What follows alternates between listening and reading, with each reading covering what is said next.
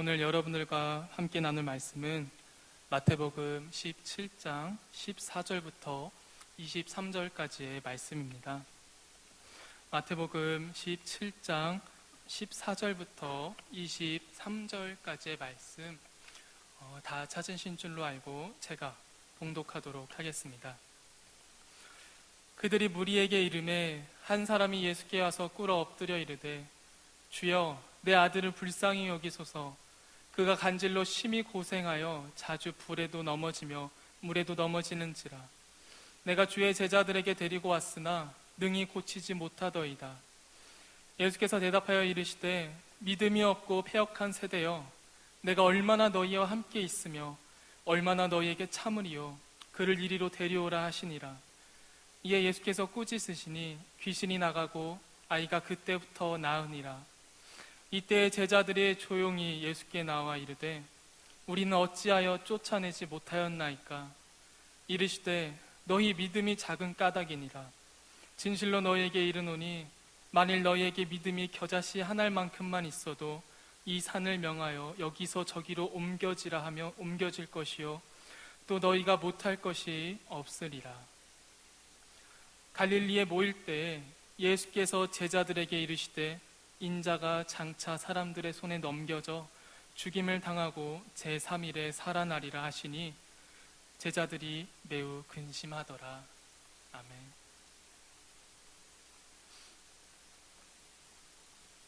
여러분, 화면에 있는 빨간색 글씨를 보면은 어떠세요?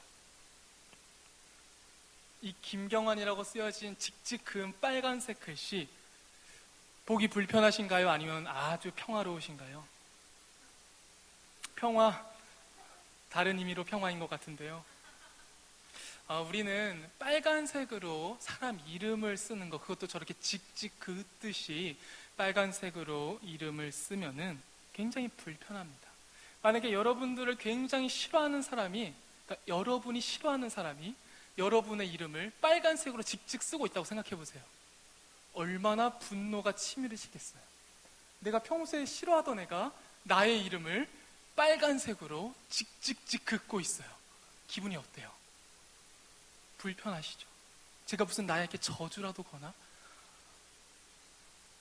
우리는 빨간색으로 이름을 쓰면은 뭔가 안 좋은 일이 생길지도 모른다는 미신을 믿고 있습니다.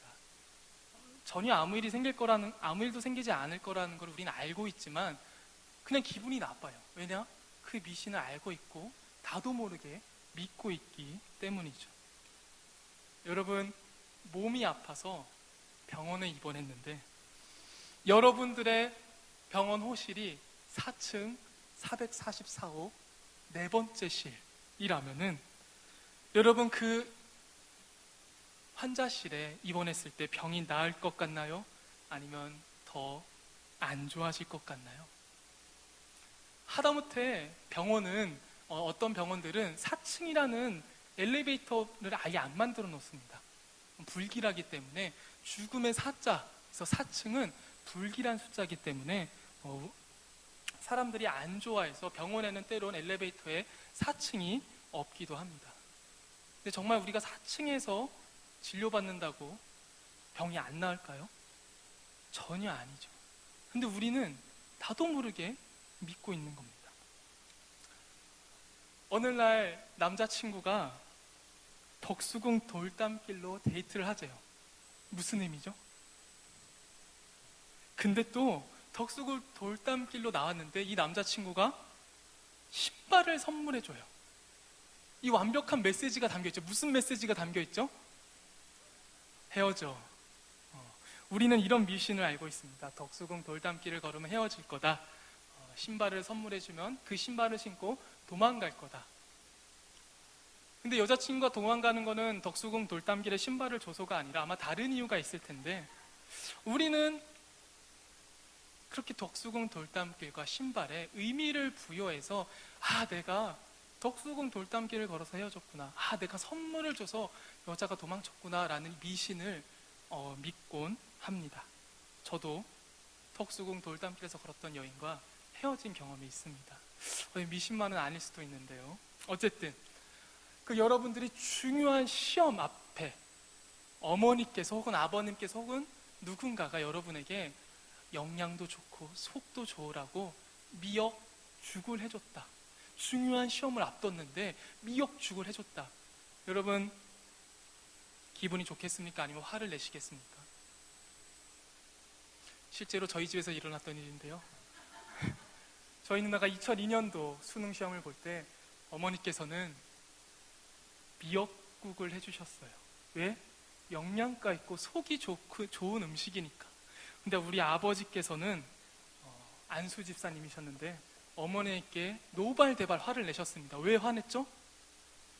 미역국 먹으면은 시험 미끄러지는 거 아니냐, 이런 말도 안 되는 미신을 저희 아버지가 안수 집사님일 때 나도 모르게 믿고 계신 거죠. 우리는 이렇게 미신, 실제로 전혀 연관성 없는 이런 것들, 당연히 연관성이 없을 거라는 걸 알고 있지만 이러한 444, 빨간 글씨, 덕수궁, 미역죽을 보는 시험을 보면은 괜히 불편하고 불길하고 불쾌하면서 화가 날 정도일 때가 있습니다. 그게 당연히 연관성이 없다는 거 알면서도 나도 모르게 그거를 믿고 있는 내 마음이 있었기 때문이죠. 우리는 이렇게 잘못된 믿음을 나도 모르게 갖고 살아갈 때가 있습니다. 오늘 여러분들과 함께 나눌 말씀에서도 잘못된 믿음을 가진 사람들에 대한 이야기가 나오고 있습니다. 오늘 이야기는 간질에 걸린 아들을 둔 어떤 사람이 예수님께 와서 무릎을 꿇고 엎드려 간청하는 이야기로 시작합니다.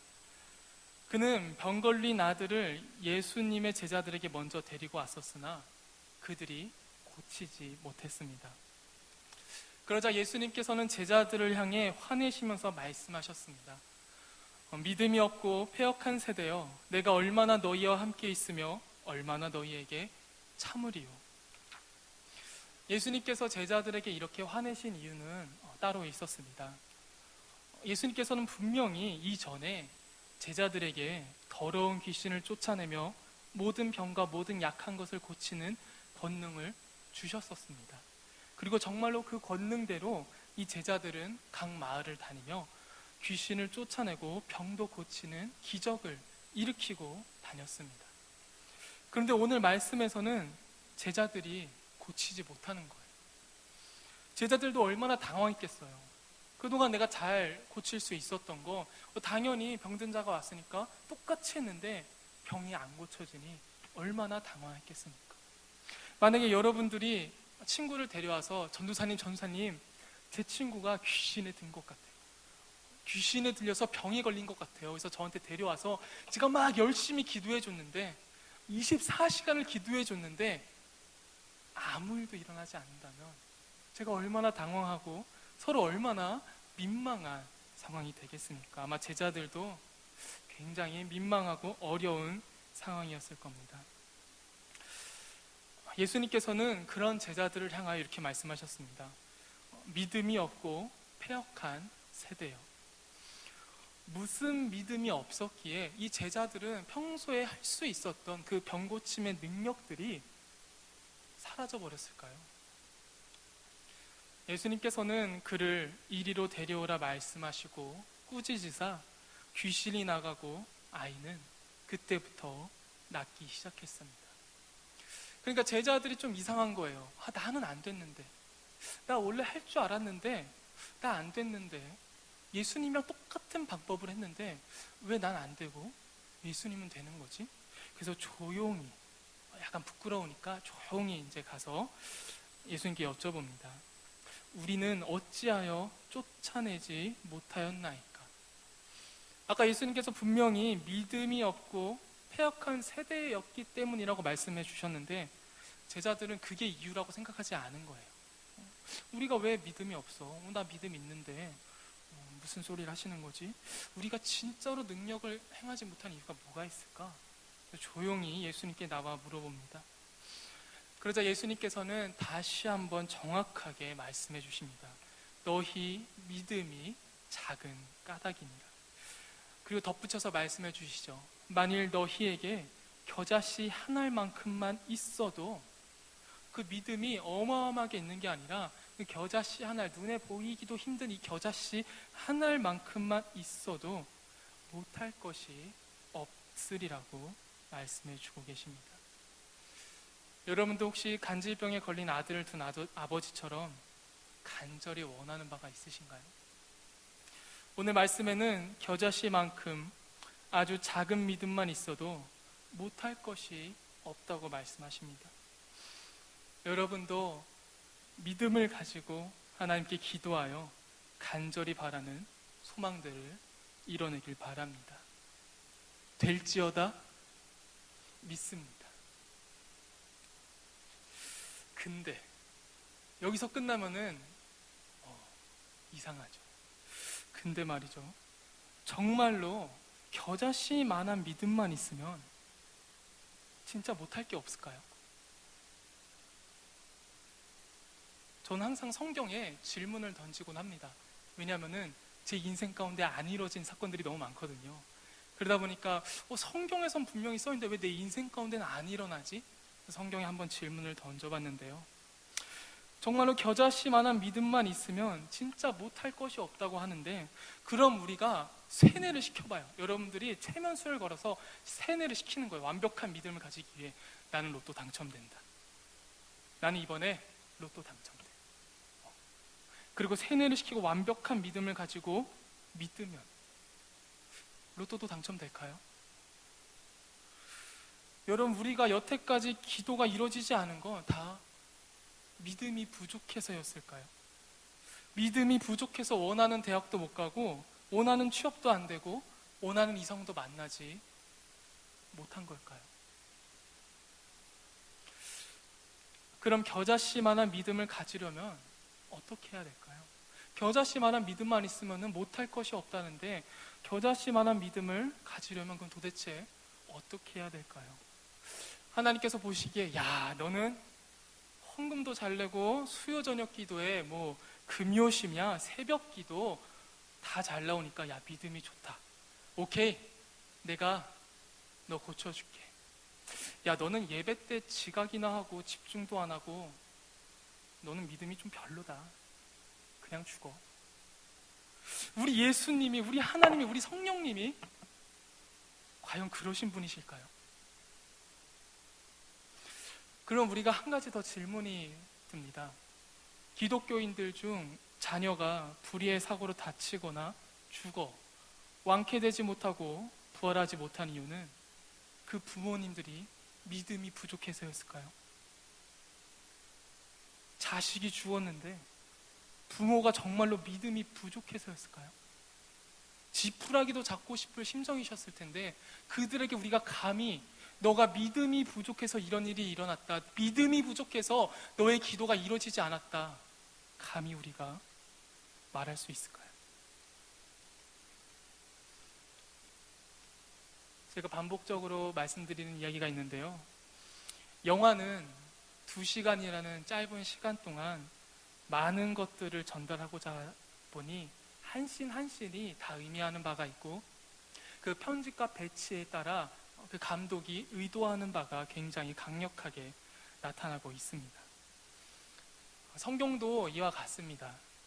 마태복음 28장이란 이 28장에 예수님의 모든 성품과 모든 사역을 담을기가 제한되어 있어 그 한 장 한 장이 말하는 이야기와 그 한 장 한 장이 배치되어 있는 이유가 너무나도 중요한 그 마태복음의 저자들이 전달하고 싶은 내용이 가득가득 들어 있습니다. 오늘 말씀이 어디에 배치되어 있는지 우리가 한번 돌아보면은 우리가 어떤 믿음을 가져야 되는지 다시 한번 알 수 있게 말해주고 있는데요, 지난주에 함께 나눴던 말씀에서 믿음을 강조한 오늘 말씀 한 장 전 16장에서는 베드로가 예수님을 이스라엘의 구원할 왕이라고, 그리스도라고 외치는 장면이 있었습니다. 하지만 예수님께서 이스라엘 사람들에 의해 죽임을 당하고 다시 부활한다고 말씀하시자 베드로는 그러지 마옵소서라고 했다가 사탄아 물러가라는 정말 어떻게 보면 트라우마가 생길지도 모르는, 내가 가장 존경하고 따르던 예수라는 스승에게 사탄이라는 얘기를 듣는 엄청난 사건이 있게 됩니다. 베드로가 믿었던 구원자 예수는 사람들에게 죽임당하는 연약한 그런 구원자가 아니었기 때문이죠. 베드로는 다른 구원자를 믿고 있었습니다. 하나님께서 원하시는 구원자, 그래서 오신 예수 그리스도를 믿은 게 아니라 베드로 머릿속에 상상하고 있는 그리스도를 믿었었기 때문에 예수님께서 내가 죽임을 당한다고 했을 때 그러지 마옵소서 라고 말한 것이었습니다. 그래서 베드로는 자기가 믿은 대로 움직여줄 비서 같은 구원자를 원했던 것입니다. 그리고 오늘 함께 읽진 않았지만 17장 앞에 보면은 17장 1에서 9절에서 예수님께서는 사람들에게 죽임당하는 연약한 인간 예수가 아닌 빛나는 모습으로 구약의 선지자 모세와 엘리야와 함께 있는 모습을 통해 예수의 신적인 모습을 보여주십니다. 예수님이 죽임당할 거라는 말을 듣고 이 제자들이 너무 실망하니까 예수님께서는 내가 죽임당하는 이런 인간적인 모습뿐만이 아니라 나는 다시 부활할 수 있는 신적인 존재다라는 것을 알려주기 위해서 제자들에게 산에 올라가셔서 하얗게 변하시고 모세와 엘리야와 함께 있는 그런 신적인 모습을 제자들에게 보여주십니다. 그리고 오늘 함께 읽은 말씀을 통해 다시 한번 믿음을 강조하시죠. 너희가 믿으면 못할 것이 없다고. 그리고 나서 두 번째로 제자들에게 죽임을 당하고 제3일에 살아나리라고 말씀하십니다. 하지만 모세와 엘리야와 함께 빛나는 모습으로 계신 신적인 예수를 본 제자들은 여전히 예수님께서 죽임 당하신다는 이야기를 하자 맨 마지막에 매우 근심하더라 얘기를 하고 있습니다. 이 제자들에게 없는 믿음은 무엇이죠? 내가 믿으면 모든 것을 들어줄 수 있는 예수를 믿지 못한 게 아니라 이 제자들이 믿지 못한 것은 예수님이 죽임당하시고 다시 부활하실 거라는 것을 겨자씨 한 알만큼도 믿지 못한 거예요. 그러니까 이 제자들의 믿음, 모든 믿음들이 와르르 무너져서 그 이전에 행할 수 있었던 능력도 행할 수 없었던 것입니다.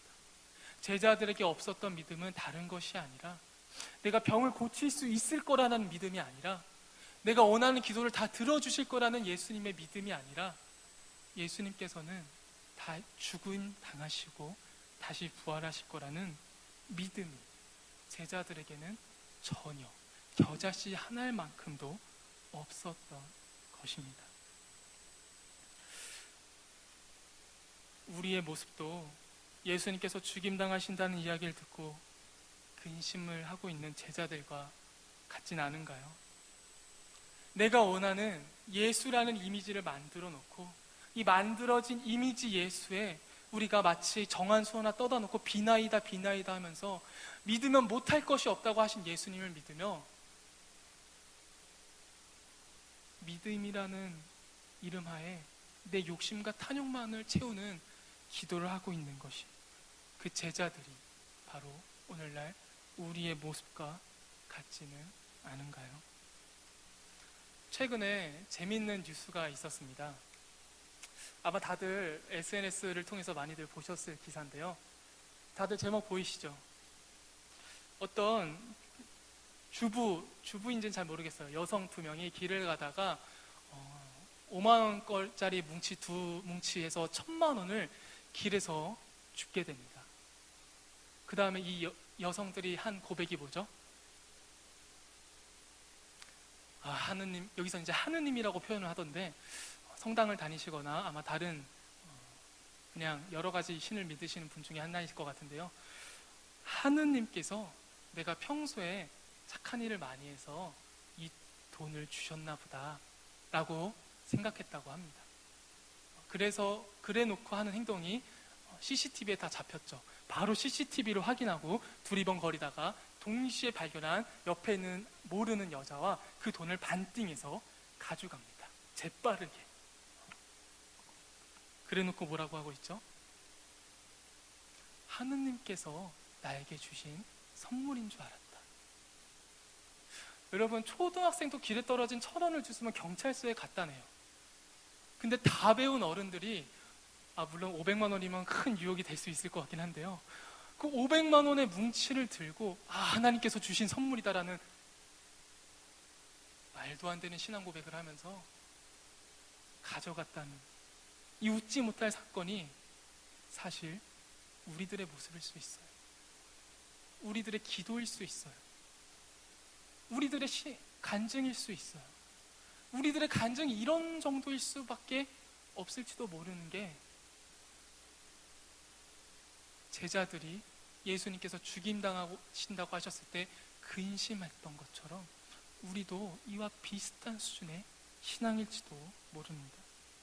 이런 신앙이 웃어 넘길 수도 있지만 극단으로 치달으면은 오래전에 있었던 사건처럼 사이비 교주들이 뭐든지 믿으면 될 거라고 말하는 것처럼 자녀가 몸이 아파서 몸에 종양이 생겼는데 병원 가서 치료받으면 되는데 그냥 믿으면 하나님께서 치료해 주실 거라는 신앙 고백을 가지고 이 아이를 끝까지 치료하지 않아 결국에는 경찰과 법원이 나서서 그 아이를 치료받게 하는 사건이 그것이 알고 싶다를 통해서 전파가 됐었죠.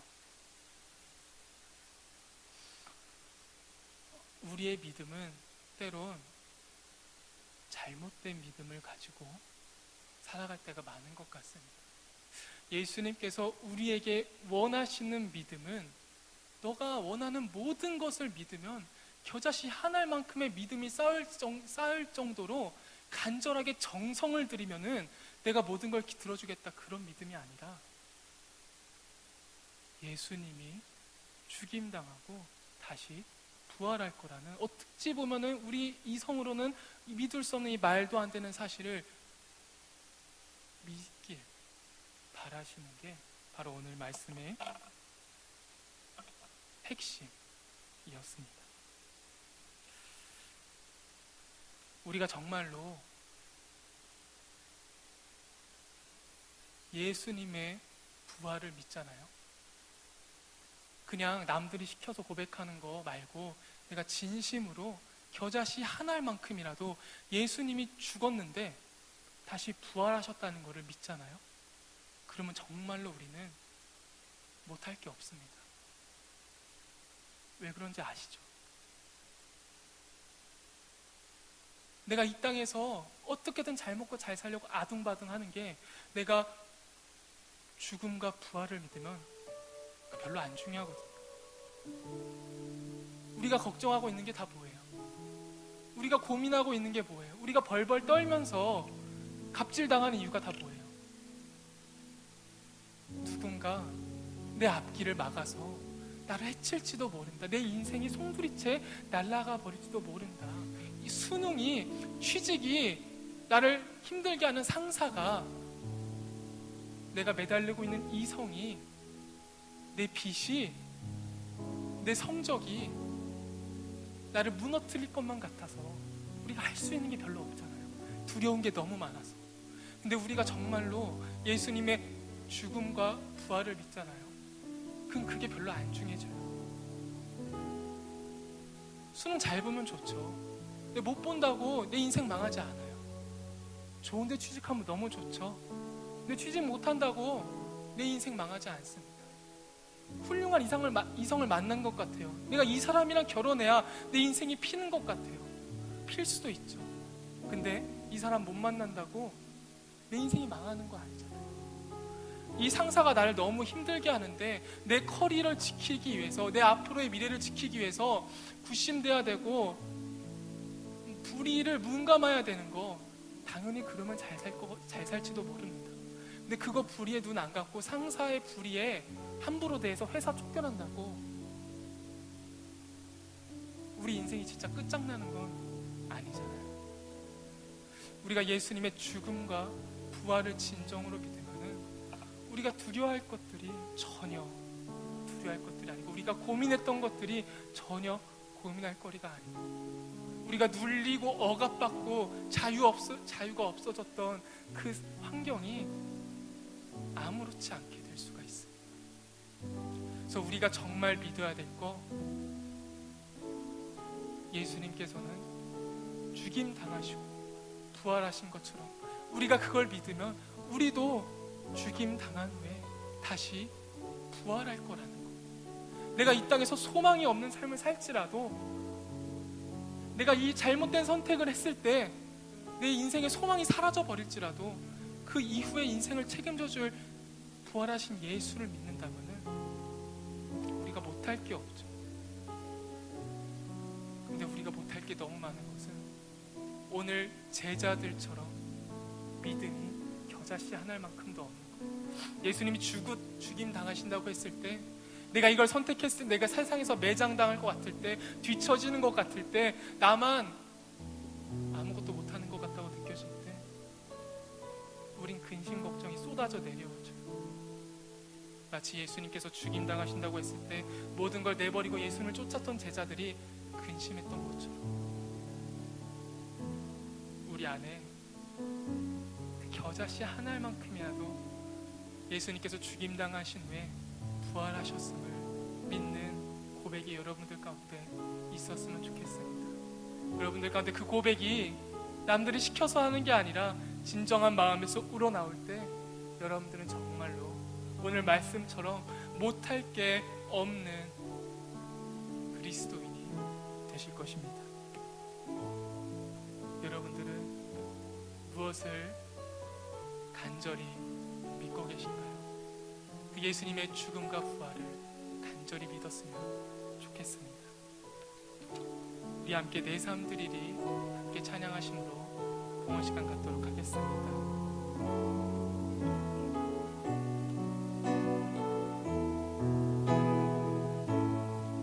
소망 없는 내 삶에, 소망 없는 내 삶, 새 생명 허락하신, 새 생명 허락하신 날 향한 주님의 은혜, 향한 주님의 은혜, 놀라운 주님의 사랑, 삶의 문제 힘겨워